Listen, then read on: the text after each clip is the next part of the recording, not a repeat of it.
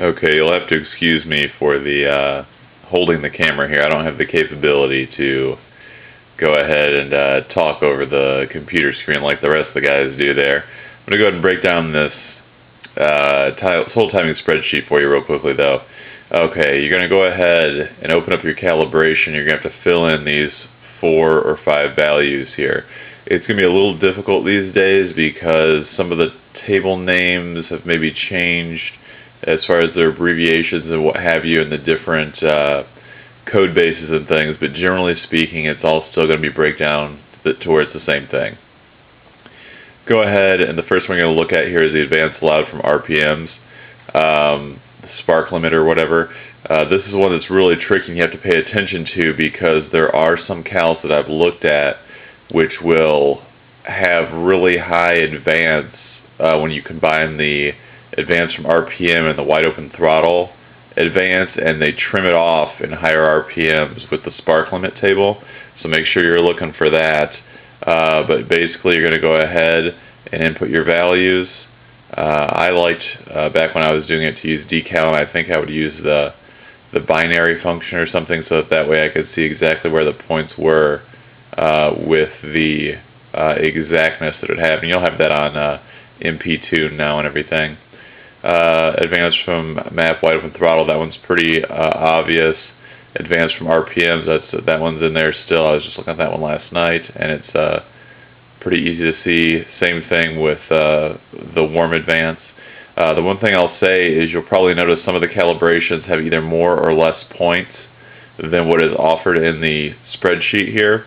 So what you're going to need to do is you're going to need to look at this and say, okay, well, I've got a relatively constant slope between these couple points.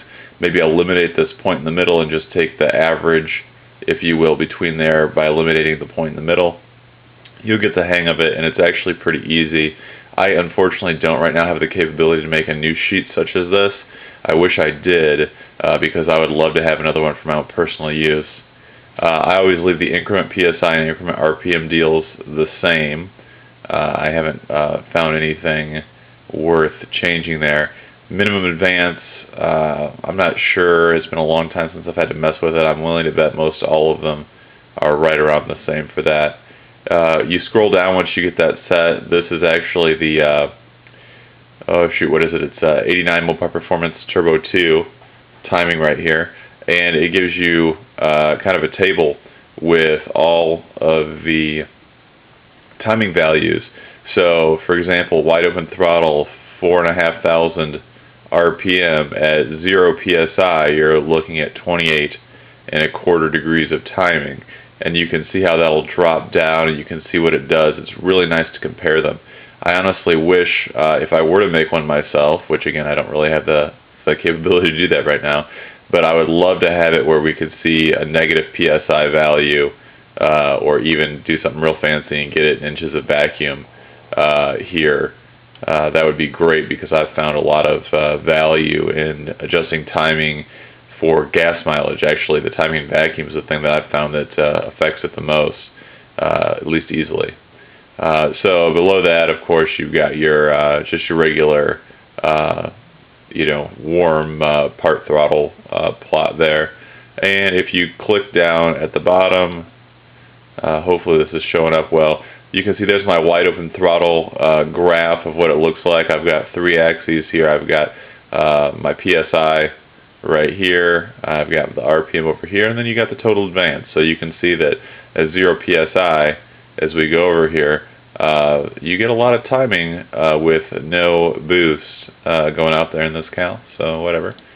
And here's the same deal, except it is the warm, just the part throttle timing curve rather than wide open throttle. Your timing sheet, depending on when you downloaded it, might look different than mine, because I have messed things up here and there. You'll notice between the 2 graphs that I don't have the fancy picture in the background of the second one and things.